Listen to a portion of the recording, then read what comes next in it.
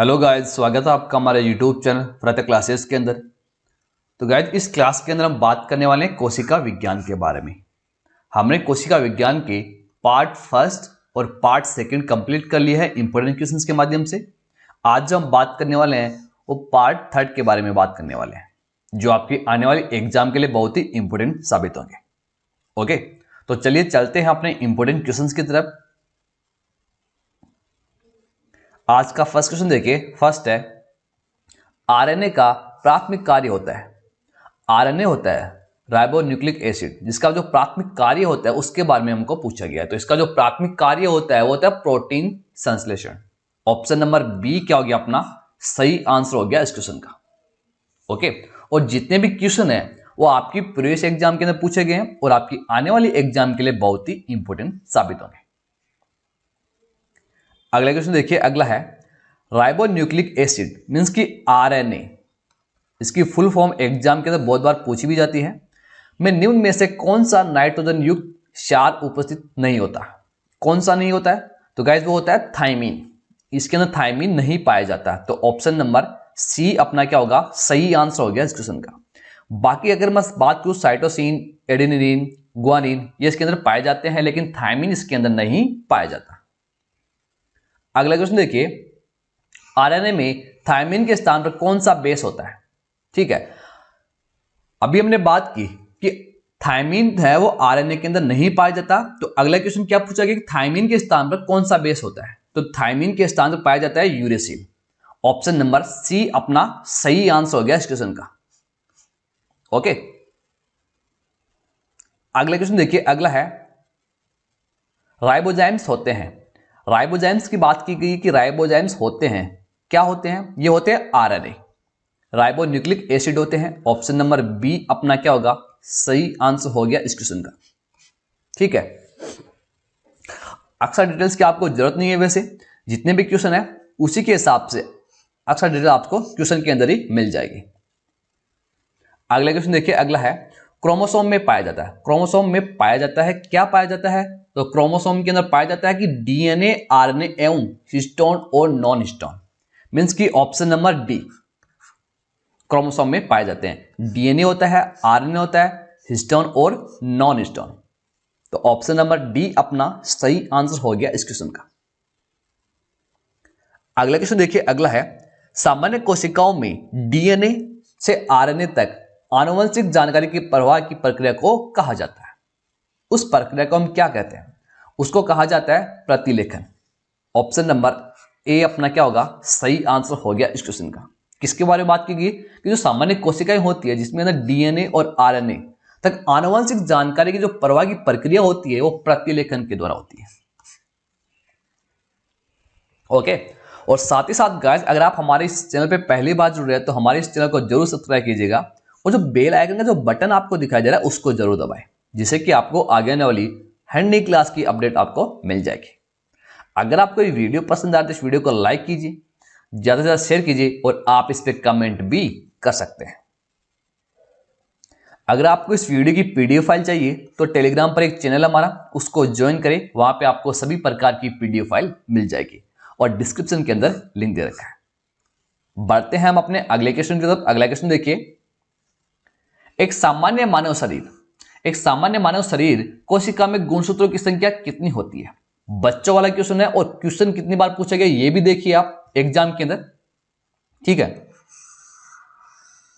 तो कितनी होती है संख्या? तो होती गया 46 गुणसूत्रों की संख्या होती है। ऑप्शन नंबर डी क्या हो गया अपना सही आंसर हो गया इस क्वेश्चन का। अगला क्वेश्चन है, मानव शरीर की कोशिकाओं में पाए जाने वाले गुणसूत्र जोड़ों में होते हैं। जो क्रोमोसोम की बात की गई कि वो पेयर्स में कितने होते हैं? ठीक है, टोटल की अगर मैं बात करूं 46 होते हैं। अगर पेयर की बात की जाए तो पेयर कितने हो गए 23। ऑप्शन नंबर डी क्या हो गया अपना सही आंसर हो गया इस क्वेश्चन का। टोटल तो होते हैं 46 और अगर पेयर की बात की जाए तो 23। अगला क्वेश्चन देखिए। चिंपांजी की कोशिकाओं में पाए जाने वाला गुणसूत्र जोड़ों की संख्या कितनी होती है चिंपांजी के अंदर? तो चिंपांजी होते हैं उसके अंदर जो गुणसूत्र के जोड़ों की संख्या होती है 24। ऑप्शन नंबर सी क्या हो गया अपना सही आंसर हो गया इस क्वेश्चन का। अगला क्वेश्चन देखिए, बंदर की कोशिकाओं में पाए जाने वाले गुणसूत्रों, जो गुणसूत्र होते हैं जोड़ों की संख्या कितनी होती है उनके अंदर? बंदर की बात की गई है तो बंदर के अंदर होते हैं 21 क्रोमोसोम, पैर में पाए जाते हैं 21। ऑप्शन नंबर ए अपना क्या होगा सही आंसर हो गया इस क्वेश्चन का। अगला क्वेश्चन है, रसायनों का एक समूह है जो कोशिका विभाजन और पौधे के गठन को प्रभावित करते हैं, क्या कहलाते हैं? वो होते हैं cytokinesis. Cytokinesis option number A क्या हो गया अपना सही आंसर हो गया इस क्वेश्चन का। उसी को हम बोलते हैं कि रसायनों का जो समूह होता है साइटोकाइनेसिस, जो कोशिका विभाजन और पौधे के गठन को प्रभावित करते हैं। अगला क्वेश्चन देखिए, एक कोशिकीय जीव कैसे प्रजनन करता है? एक कोशिका जो जीव होता है वो प्रजनन किसके करता है? कोशिका विभाजन से। ऑप्शन नंबर ए अपना सही आंसर हो गया इस क्वेश्चन का। ओके, अगला क्वेश्चन देखिए, अगला है सबसे बड़ा एकोशिकीय जीव है। ऑप्शन के अकॉर्डिंग मैं बात करूं कि सबसे बड़ा एकोशिकीय जीव के बारे में बात की गई है तो होता है एस्टेबुलेरिया। ऑप्शन नंबर बी अपना सही आंसर हो गया इस क्वेश्चन का, जो सबसे बड़ा एक कोशिकीय जीव है। अगला क्वेश्चन है, निम्नलिखित में से कौन सा एकोशिकीय जीव एकोशिकीय नहीं है? ऑप्शन के अकॉर्डिंग मैं बात करूं कि जो एकोशिकीय नहीं है वो है स्पाइरोगायरा। ऑप्शन नंबर बी अपना सही आंसर हो गया इस क्वेश्चन का। बाकी के अमीबा हो गया, प्लाज्मोडियम हो गया, पैरामीशियम हो गया, ये क्या है एकोशिकीय है, लेकिन स्पाइरोगायरा है वो एकोशिकीय नहीं है। अगला क्वेश्चन देखिए, एकल कोशिकीय प्राणियों में जीवन की समस्त जैविक क्रियाएं जैसे पाचन, श्वसन और जनन कितनी कोशिकाओं द्वारा किए जाते हैं? तो गाइस ये किए जाते हैं एक कोशिकाओं के द्वारा। ऑप्शन नंबर ए अपना सही आंसर हो गया इस क्वेश्चन का। अगला क्वेश्चन देखिए, अगला है बहुकोशिकीय जीव देश द्वारा वृद्धि करते हैं। जो बहुकोशिकीय जो जीव होते हैं वो किसके द्वारा वृद्धि करते हैं? तो गाइस वो करते हैं कोशिका विभाजन के द्वारा वृद्धि करते हैं। तो ऑप्शन नंबर डी अपना सही आंसर हो गया इस क्वेश्चन का। अगला क्वेश्चन देखिए, अगला है एक पेड़ की छाल के अंदर जीवित कोशिकाओं की पतली परत को कहा जाता है। आपने पेड़ तो देखा होगा, पेड़ की जो छाल होती है उसके अंदर जीवित कोशिकाओं की जो पतली परत को हम क्या कहते हैं उसके बारे में अपन को पूछा गया है, तो उसको कहा जाता है कैम्बियम। ऑप्शन नंबर सी अपना सही आंसर हो गया इस क्वेश्चन का। अगला क्वेश्चन देखिए, अगला है निम्नलिखित में से कौन कशेरुकी प्राणी नहीं है? कशेरुकी प्राणी की बात की गई है तो वह गाइस वो कौन सा नहीं है? घोंगा। ऑप्शन नंबर सी अपना क्या होगा सही आंसर हो गया इस क्वेश्चन का। लेकिन मछली की बात की जाओ, पक्ष की अगर मैं बात करूं, स्तनधारी की अगर मैं बात करूं तो क्या है? कशेरुकी प्राणी है, लेकिन घोंगा नहीं है। तो ऑप्शन नंबर सी अपना सही आंसर हो गया इस क्वेश्चन का। अगला क्वेश्चन देखिए, अगला है किसी पौधे के किसी भाग में मेसोफाइल कोशिकाएं पाई जाती है। किस भाग के अंदर पाई जाती हैं? आपने पौधा तो देखा होगा, सबने देखा है। पौधे का ऐसा कौन सा भाग है जिसके अंदर मेसोफाइल कोशिकाएं पाई जाती है? पत्ती, बीज, तना या जड़? अगर मैं बात करूं मेसोफाइल कोशिकाएं के बारे में तो वो पाई जाती है पत्ती के अंदर। तो ऑप्शन नंबर ए अपना सही आंसर हो गया इस क्वेश्चन का। ओके, बहुत ही इजी क्वेश्चन है जो एग्जाम में पूछे गए हैं।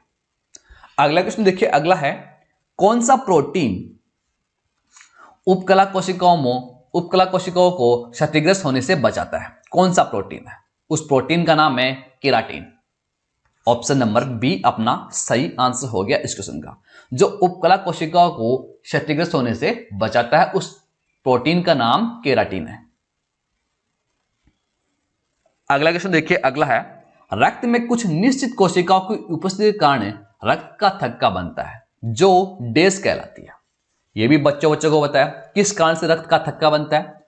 तो गाइस वो बनता है बिंबाणु मींस की प्लेटलेट्स के कारण। ऑप्शन नंबर डी अपना सही आंसर हो गया इस क्वेश्चन का। अगर आपको कहीं पे चोट लगी है, ठीक है, आपने देखा होगा, और थोड़ी देर के बाद ही आपका जो खून निकलता है वहां से गाढ़ा सा पड़ जाता है एकदम। ठीक है, किस कारण से पड़ता है? बिंबाणु प्लेटलेट्स के कारण। ठीक है, मीन्स कि रक्त का थक्का बन जाता है। अगला क्वेश्चन देखिए, जीवित प्राणियों में निषेचन के दौरान एक कोशिका के निर्माण के लिए नर और मादा युग्मों का संलयन होता है जिसे डेस कहा जाता है। उसको हम क्या कहते हैं? युग्मनज। ऑप्शन नंबर डी अपना सही आंसर हो गया है इस क्वेश्चन का। अगला क्वेश्चन देखिए, अगला है, जिन प्राणियों में कोशिकाएं दो भ्रूणीय स्तरों में व्यवस्थित होती है उन्हें डेस कहते हैं। उन्हें हम कहते हैं द्विकोरिक। ऑप्शन नंबर ए अपना सही आंसर हो गया इस क्वेश्चन का। ओके, अगला है, जिन प्राणियों में कोशिकाएं तीन भ्रूणीय स्तरों में अव्यवस्थित होती है उन्हें हम डेस कहते हैं। क्या कहते हैं? त्रिकोरिकी। नाम से स्पष्ट हो रहा है, अभी हमने बात की तीन भ्रूणीय के बारे में, तीन भ्रूणीय स्तरों के बारे में, तो आंसर क्या हो गया? त्रिकोरिकी। अगर मैं दो की बात करता तो क्या हो गया? द्विकोरिकी। ओके, अगला क्वेश्चन देखिए, अगला है, निम्नलिखित में से कौन सी मानव शरीर की सबसे बड़ी कोशिकाएं हैं? अच्छा क्वेश्चन है। मानव शरीर की सबसे बड़ी कोशिकाओं की बात की गई तो कौन सी है इनमें से? तो गाइस वो है तंत्रिका कोशिकाएं, जो मानव शरीर की सबसे बड़ी कोशिका है। तो ऑप्शन नंबर सी अपना सही आंसर हो गया इस क्वेश्चन का। अगला क्वेश्चन देखिए, अगला है, तंत्रिका कोशिका मानव शरीर के किस तंत्र का हिस्सा है? सबसे बड़ी कोशिका तो है, ये तो पता चल गया, लेकिन तंत्रिका कोशिका है वो मानव शरीर के किस तंत्र का हिस्सा है? तो गाइस वो है अपने तंत्रिका तंत्र का। ऑप्शन नंबर डी अपना सही आंसर हो गया इस क्वेश्चन का। अगला क्वेश्चन है, जन्म के बाद मानव के किस ऊतक में कोशिका विभाजन नहीं होता? किसके अंदर नहीं होता है? तो वो होता है तंत्रिका के अंदर। ऑप्शन नंबर बी अपना सही आंसर हो गया इस क्वेश्चन का, जो सबसे बड़ी कोशिका है।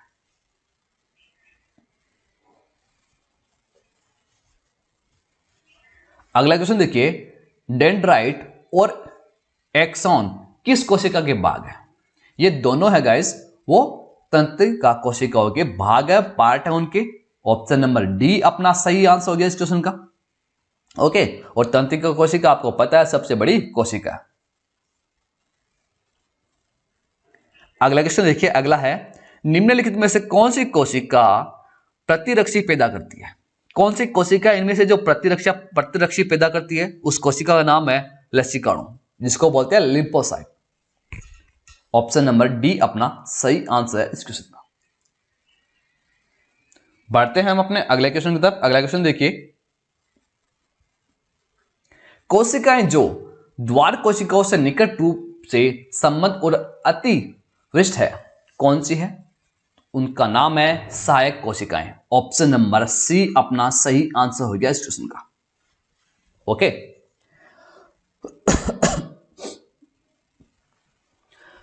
अगला कि द्वार कोशिकाएं डेस को घेरते हैं। द्वार कोशिकाएं होती है वो किसको घेरते हैं? रंध्र को। ऑप्शन नंबर बी अपना सही आंसर है इस क्वेश्चन का। गाइस बहुत ही इंपॉर्टेंट क्वेश्चन है कोशिका के ऊपर। ठीक है, जो आपकी एग्जाम के पॉइंट ऑफ व्यू से बहुत ही इंपॉर्टेंट साबित होगी आपकी एग्जाम के लिए। डायरेक्ट क्वेश्चन पूछे जाते हैं, इसलिए आप इस वीडियो को अंत तक जरूर देखेगा। अगले क्वेश्चन की मैं बात करूंगा, किसी जीवित देह के भीतर कोशिका या ऊतक की मृत्यु को कहते हैं। क्या कहते हैं उसको हम कहते हैं नेक्रोसिस। उसको कहा जाता है नेक्रोसिस। ऑप्शन नंबर सी अपना सही आंसर हो गया इस क्वेश्चन का। बढ़ते हैं हम अपने अगले क्वेश्चन की तरफ। अगला क्वेश्चन देखिए और इसका आंसर कमेंट करें। जीवित कोशिका में रेडियोधर्मी तत्वों का पता किस तकनीक से लगाया जा सकता है? कौन सी तकनीक है वो? उससे हम जीवित कोशिकाओं में रेडियोधर्मी तत्वों का पता लगा सकते हैं। तो उसका नाम है ऑटो रेडियोग्राफी, जिसको बोलते हैं स्वविकिरणी चित्रण। ऑप्शन नंबर सी अपना सही आंसर हो गया इस क्वेश्चन का। अगला क्वेश्चन है, कोशिका पहचान और कोशिका बंधन निम्नलिखित में से किस सेक्राइड बहुलक का कार्य है।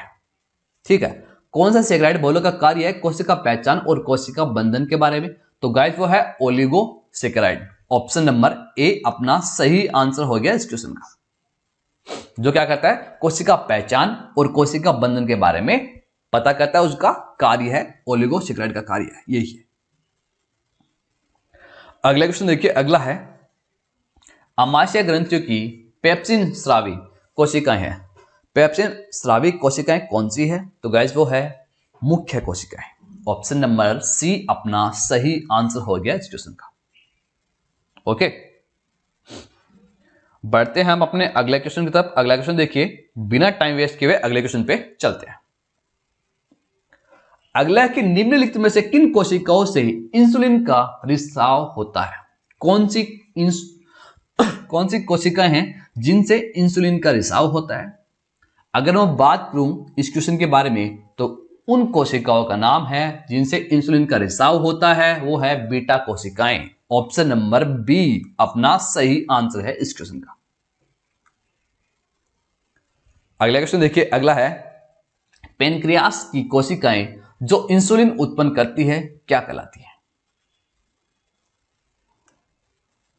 आइलेट्स ऑफ लैंगरहैंस कहलाती है। ऑप्शन नंबर टी अपना सही आंसर हो गया इस क्वेश्चन का। अगला क्वेश्चन देखिए, वर्णांधता हमारे शरीर में किस कोशिका की गड़बड़ी के कारण होता है? ठीक है, उस कोशिका नाम है शंकु कोशिका। ऑप्शन नंबर बी अपना सही आंसर हो गया इस क्वेश्चन का।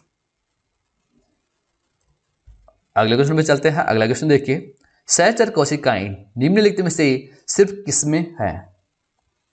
इनमें से सहचर जो कोशिकाएं होती है वो किसके अंदर पाई जाती है? वो होती है एंजियोस्पर्म में। ऑप्शन नंबर सी अपना सही आंसर है इस क्वेश्चन का। ओके, अगला क्वेश्चन देखिए, अगला है एक विशेष कार्य करने वाले समान कोशिकाओं के समूह को क्या कहते हैं?